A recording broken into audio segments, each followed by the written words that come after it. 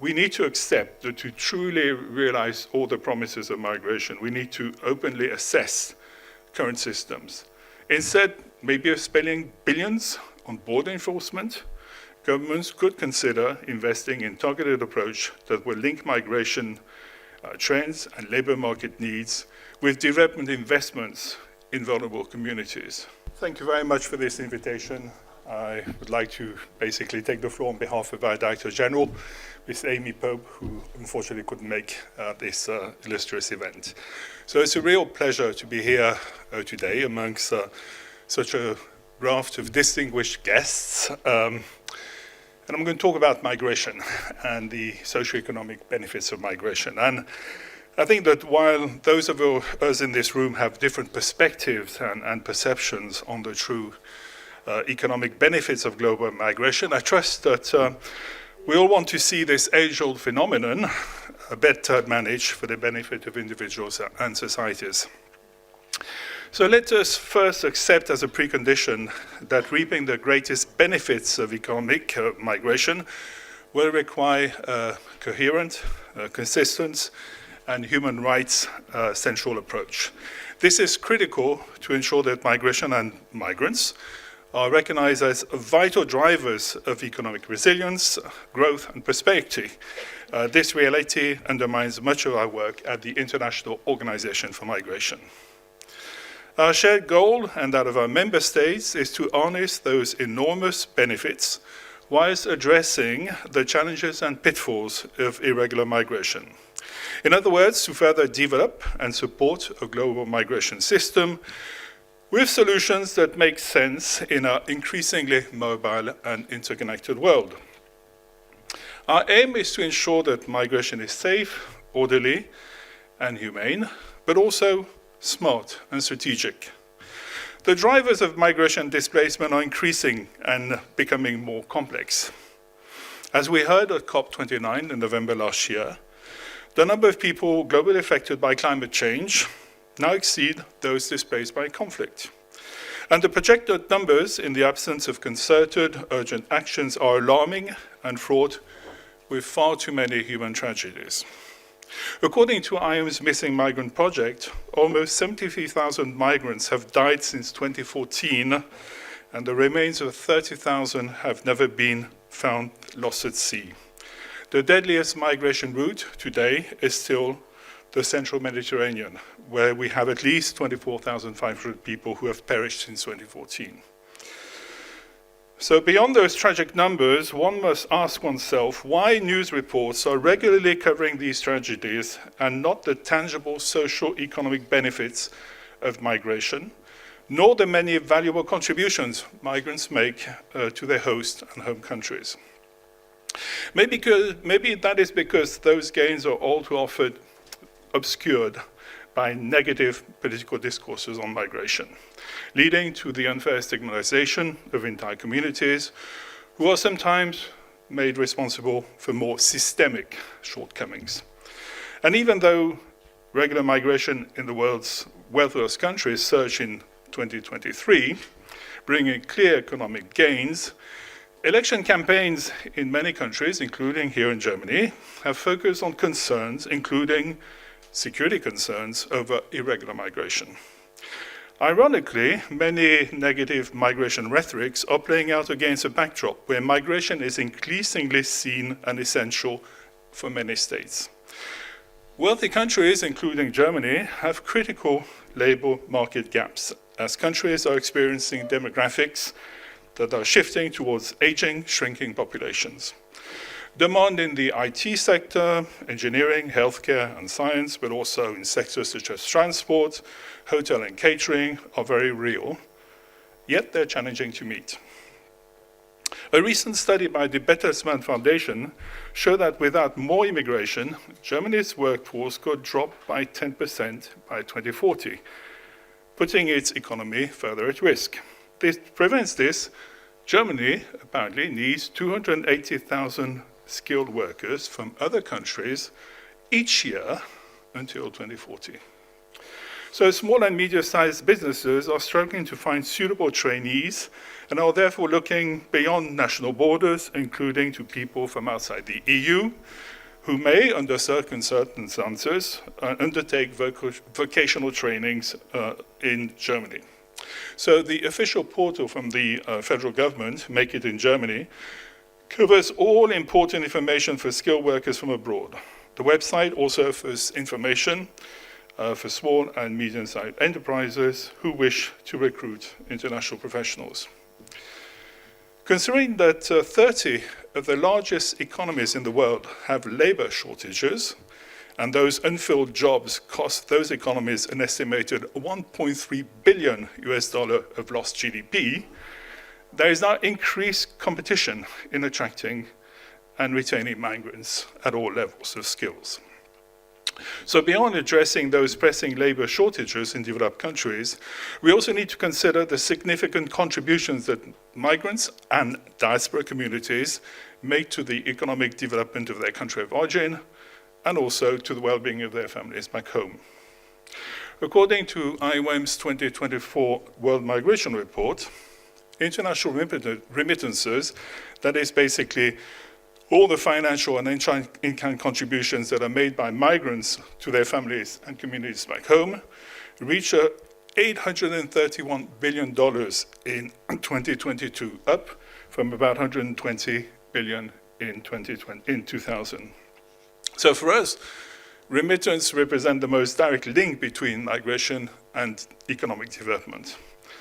However, one has to accept that there are challenges on how best to maximize the development impact of remittances through productive investments and job creations. High-income destination countries also benefit from migration through increased supplies of labor, skills, innovation, and entrepreneurship. Migrants, we have to accept, also pay taxes and contribute to social security system. And according to one study by the World Bank, 83% of native-born population in the 22 richest OECD countries have experienced a welfare gain because of immigration from non-OECD countries. Another OECD report also indicates that on average, during the 2006-2018 period, migrants in the OECD countries contributed more in taxes and contributions that governments spent on their social protection, health, and education. So what needs to be done to reap the full benefits, economic benefits of international migration?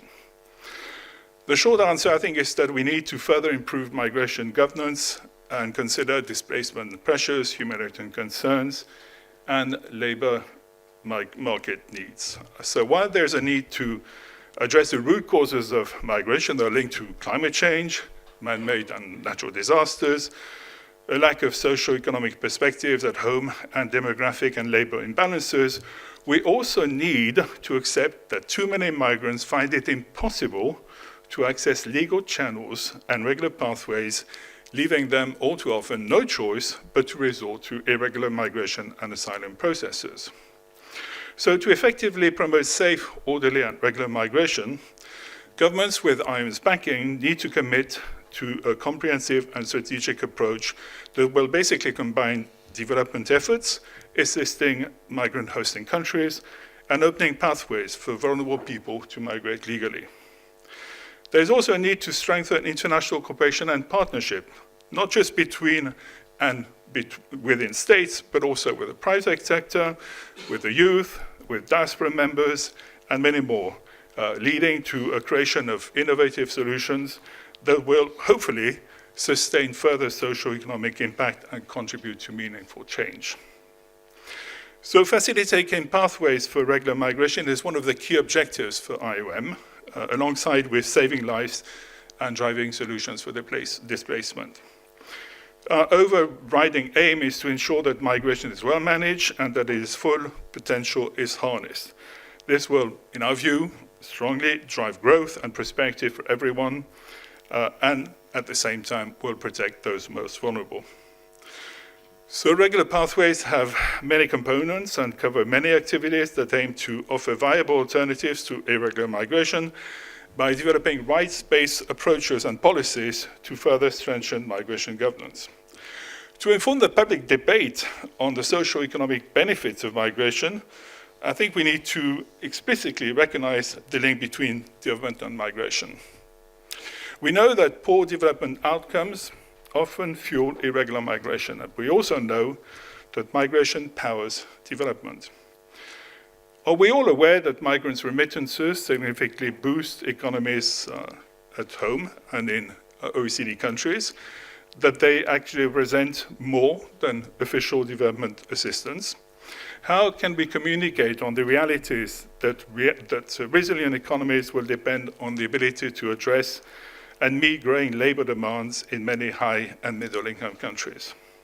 For now, all too often, irregular migrants find jobs in the informal markets of their destination countries.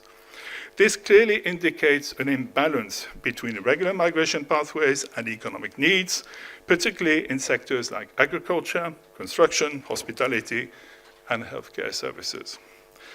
Therefore, we need to consider and create pragmatic, down-to-earth, labor-responsive migration policies to address those challenges. So by directing development funds towards skill training, by facilitating the integration of migrants into job markets, I think we can maximize the economic contributions of migrants in host communities, countries, but also in their country of origin. It's also important to ensure that trained workers have access to job opportunities through ethical, regular channels. And I think this is something that needs to be paid attention, because unfortunately we read all too often stories of migrants being exploited in various sectors, including agriculture. It's also, in our view, equally essential that the acquired knowledge that migrants acquire through their processes are invested back in their home communities through apprenticeships and circular migration programs, for instance. And diaspora communities are particularly important, and they have to play a role to make sure that we enhance local skills services and trainings, and we basically facilitate the transfer of knowledge and skills acquired through the migration process. Yeah, there's also obviously a need and an opportunity for people, for experienced migrants, to contribute meaningfully in tangible ways to the green transition. And we've been talking about the green transition for many years now. We already know that the growth in demand for green skills in many countries is already higher than the availability within the own labor market. And this gap is something that we feel international migration can certainly help to fill. So I think in conclusion, we need to accept that to truly realize all the promises of migration, we need to openly assess current systems. Instead, maybe of spending billions on border enforcement, governments could consider investing in targeted approach that will link migration trends and labor market needs with development investments in vulnerable communities. The goal is definitely to try and establish schemes, for instance, here in Germany, such as the recognition of qualifications, that will empower prospective migrants to connect with opportunities and enable them to reinvest their knowledge and resources in their communities of origin. And I think it is only then that we can make sure that migration truly benefits everyone and everywhere. Thank you very much.